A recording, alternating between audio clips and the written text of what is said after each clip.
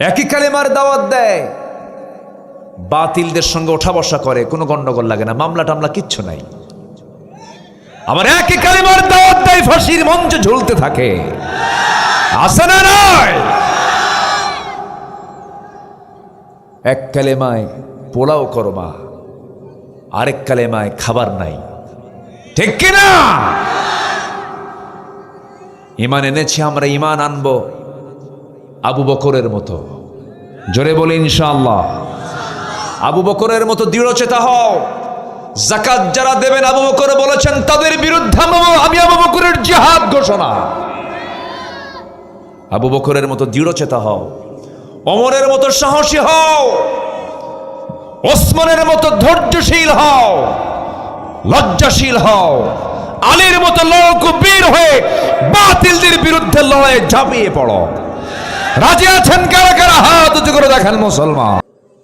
আল্লাহ রাব্বুল আলামিন বলেন, قل أرأيتم إن أصبح ماؤكم غورا فمن يأتيكم بماء معين।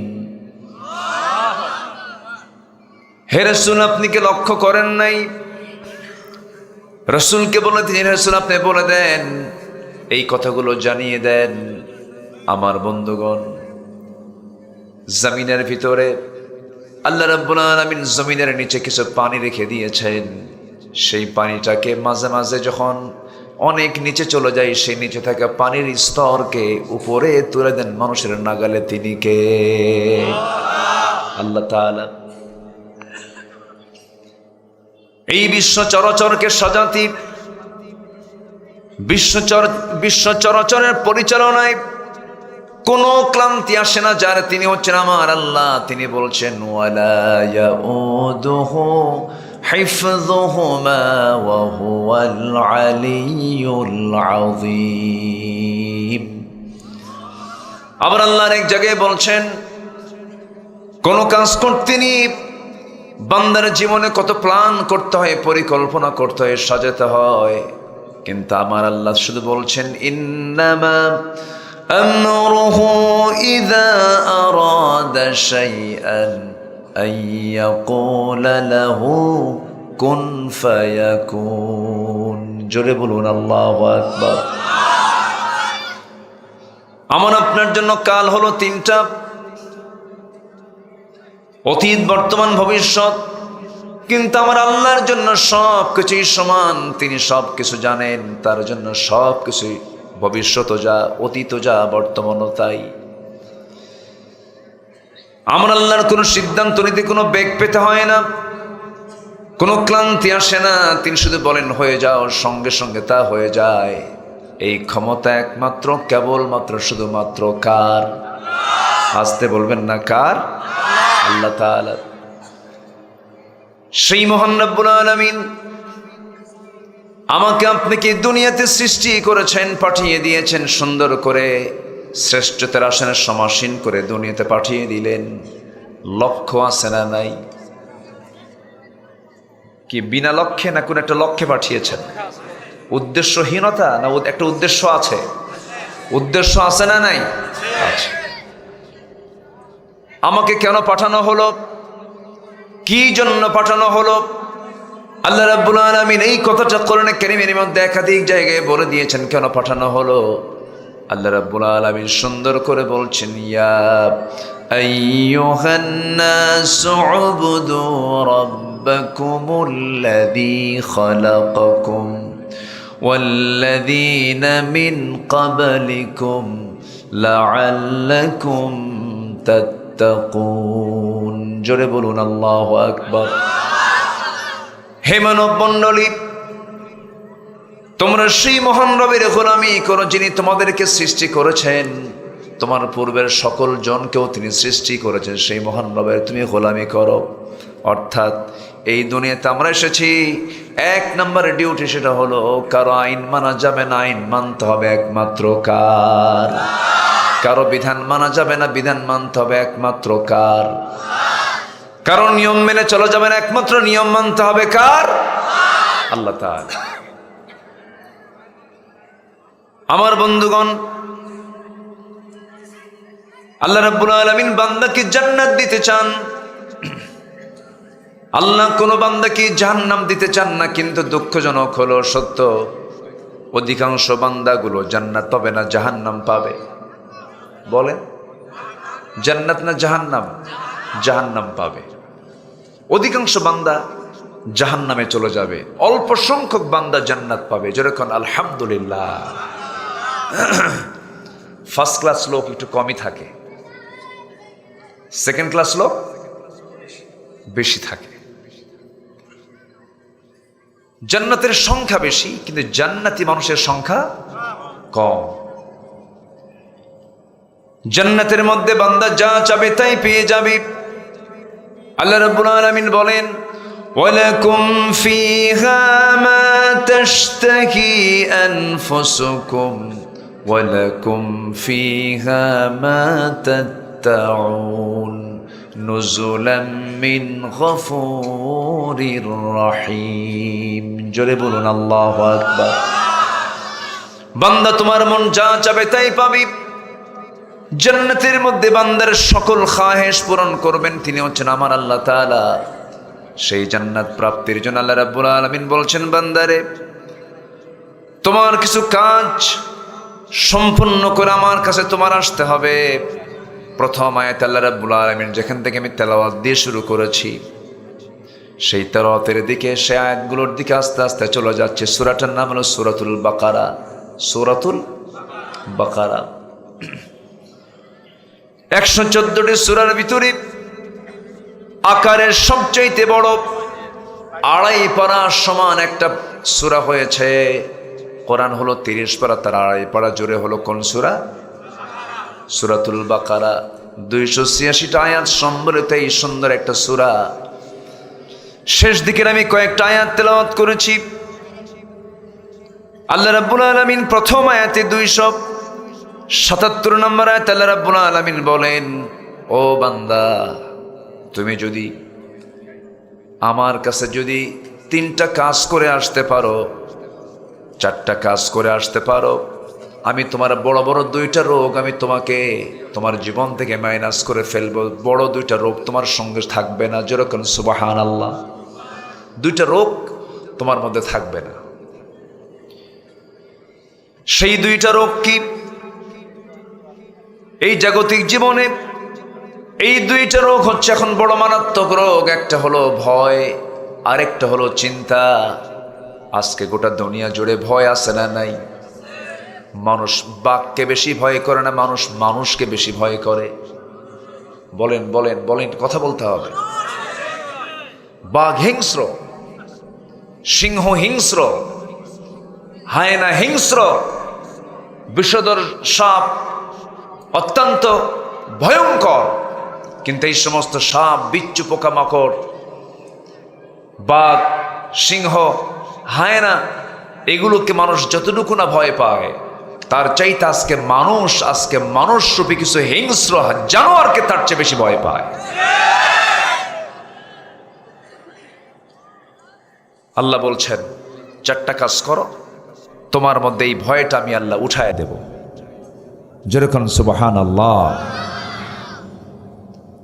আরেকটা হলো চিন্তা। পৃথিবীতে যত রোগ আছে এর মধ্যে সবচেয়ে জটিল রোগের নাম কি বলেন তো? চিন্তা রোগ। ঘুম হয় না, আছে না? কিছু লোক আছে ঘুম ধরে না, ওষুধ খেতে হয়। অশান্তির আগুনে দাও দাও করে জ্বলে, শুধু চিন্তা। এক পর্যায়ে স্ট্রোক করে ফেলে।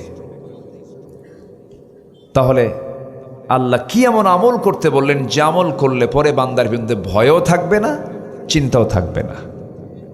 যেরকম সুবহানাল্লাহ। এই 2টা অসুখ দূর করে দিবেন, 2টা রোগ দূর করে দিবেন তিনি আমার কে? আল্লাহ তাআলা। আল্লাহ রাব্বুল আলামিন সুন্দর করে বলেন, ইন্নাল্লাযীনা আমানু ওয়া আমিলুস সালিহাতি ওয়া আকামুস সালাতা ওয়া আতাউস যাকাহ লাহুম আজরুহুম ইনদা রাব্বিহিম ولا خوف عليهم ولا هم يحزنون জোরে বলুন আল্লাহু আকবার। চারটা কাজ যে বান্দা করে আসবে আমি তার মধ্যে কোনো ভয় রাখবো না, ভয় নামক কোনো রোগ তার মধ্যে কাজ করবে না, দুশ্চিন্তা তার মধ্যে থেকে হেরে চলে যাবে, আমি তার মধ্যে দুশ্চিন্তাও রাখবো না। এর মধ্যে এক নাম্বার কাজ হলো ইন্না নিশ্চয় আল্লাযীনা যারা আমানু যারা ঈমানটা আনবে। কি আনবে? যারা কি আনবে? এখানে যারা বসে আছে কোনো বেঈমান লোক আছে কি? হ্যাঁ, ঈমান যার নাই তাকে কি বলে? বেঈমান। এখানে তো ঈমান আনেন নাই, ঈমান আনা নাই এমন কোন লোক কি আছে এখানে? আমার তো মনে হয় নাই। হয়তো দুই একজন হিন্দু ভাই থাকতেও পারে, থাকতে পারে, কিন্তু ম্যাক্সিমাম আমরা ঈমানের দাবিটা করি। নামাজ না পড়ি, রোজা না রাখি, ওজনে কম বেশি করি, তারপরে দিনের কাজ রাতে মারি, আছে না নাই? হ্যাঁ, মাঝে মাঝে মানুষের সিল ফেরেশতা মেরে থুয়ে চলে যায়, আছে না নাই? ফেরেশতা আসে মাঝে মাঝে, মরা মানুষও কবর থেকে উঠে আসে। তো এই যে আমরা করি এগুলো, যদিও করি ঈমান তো আছে নাকি?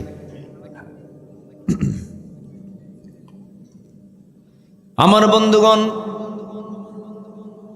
আল্লাহ রাব্বুল আলামিন বলছেন, বান্দা তুমি কি মনে করো ঈমান এনেছি এতটুকুন বললাম আর আমি তোমাকে ছেড়ে দেব? না না, আল্লাহ রাব্বুল আলামিন বলেন আহাসিবান নাস আইয়ুতরাকু আইয়াকুলু আমান্না ওয়া হুম লা ইফতানুন। মানুষের কি ধারণা ঈমান এনেছি এতটুকুন শব্দ বললাম আর আমি তাকে ছেড়ে দেব? না না, অবশ্যই আমি তাকে পরীক্ষা করব, পরীক্ষার মধ্যে ফেলে দেব।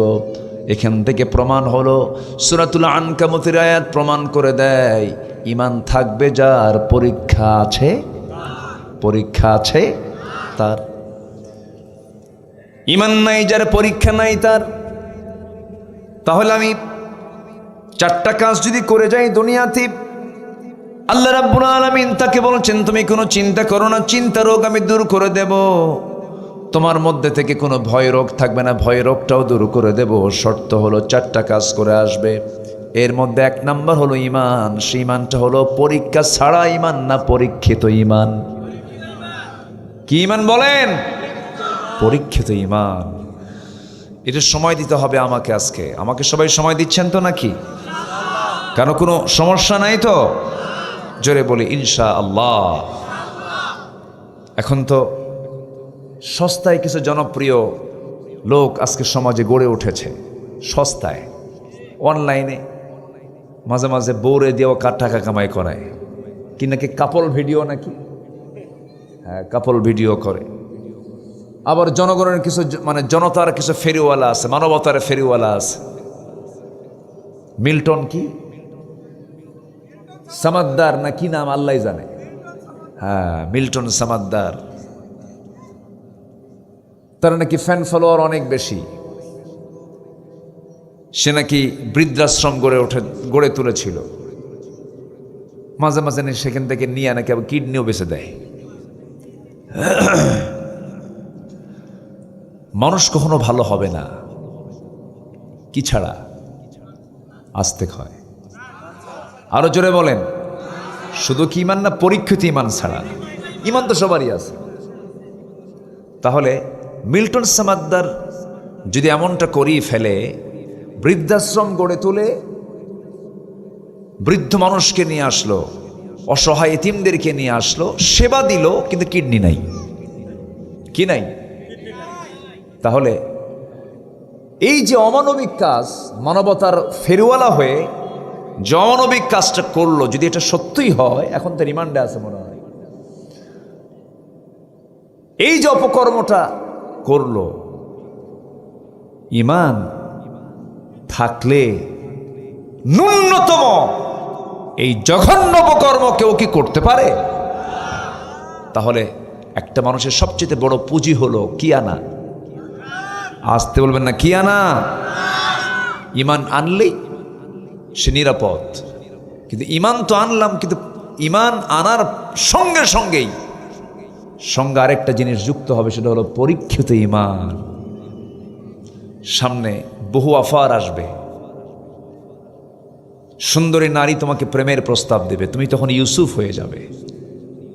সুবহানাল্লাহ বলবেন না?